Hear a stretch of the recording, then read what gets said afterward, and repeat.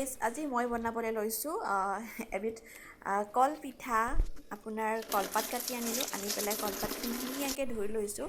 তাৰপৰা কল তিনিটা আন্দাজমতে নিমখ অকণ আৰু অলপ আটাগুৰি লৈছোঁ। পিঠাগুড়ি হ'লে ভাল লাগে, পিঠাগুড়ি নাই যিহেতু সেইকাৰণে আটাগুৰিকে ল'লোঁ। তাৰপৰা ধুনীয়াকৈ এইখিনি আটা মোহাৰ নিচিনাকৈ মোহাৰি ল'লোঁ ডোটো। তাৰপিছতে আপোনাৰ বেছি টানো নহয় ঢিলাও নোহোৱাকৈ এটা জোখত ৰাখি দিয়া হৈছে আপোনাৰ।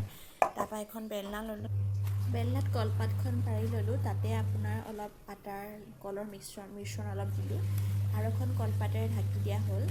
তাৰপিছত বেলনাখনত দি পেলাই আপোনাৰ ৰুটি মৰাৰ নিচিনাকৈ বহলকৈ খালি বহলাই দিয়া হৈছে। তাৰপিছত গৰম কৰা হ'ল, গৰম কৰি পেলাই তাতে আপোনাৰ কলপাতৰ সৈতে এনেকৈ উঠাই দিছোঁ।